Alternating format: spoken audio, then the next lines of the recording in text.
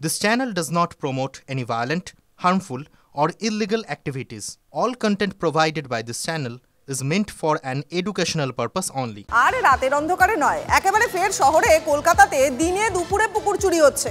অভিযোগ যে প্রশাসনের নাকের ডগায় চলছে পুকুর ভরাট। সারসুনার সাপুই পাড়ার ঘটনায় তুমুল হইচই।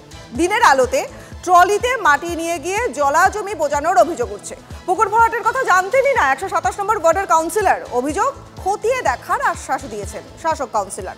পুকুর ভরাটে নো টলারেন্স নীতি মেয়রের, কিন্তু বাস্তবে দেখা যাচ্ছে ঠিক তার উল্টো ছবি। কতদিন ধরে হচ্ছে এই পুকুর ভরাট? এই সপ্তাহখানেক হয়তো হবে। কখন কাজ হয় জানেন? এই সকালবেলা করে ফেলে। কিভাবে ফেলে? ওই টলি আছে। টলি করে। এটা কত অনেকটা বড় পুকুর সেটা। পুকুর কত বড় আমরা ডোবা টাইপের দেখেছি আমরা এখানে আসার পরে।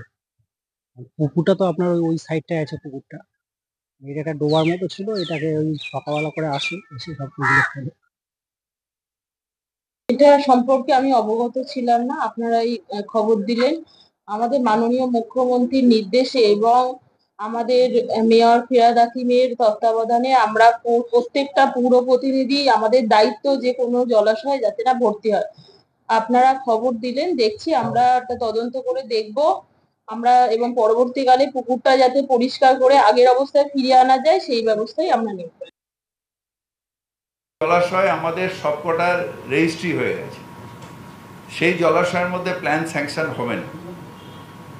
আর সেকেন্ড হচ্ছে যে জলাশয়গুলো আমরা থানাকে লিস্ট পাঠাচ্ছি, প্রত্যেকটা থানা, আপনার থানায় আপনার কতগুলো জলাশয় আছে সেটা দেখার দায়িত্ব আপনার। আপনিও দেখুন, যদি কোনো ফিল আপ হয় কর্পোরেশনকে সাথে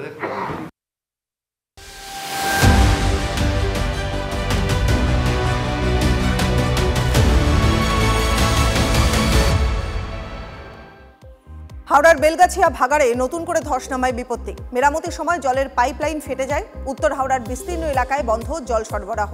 প্রভাব পড়েছে শিবপুর বিধানসভার বেশ কিছু এলাকাতে।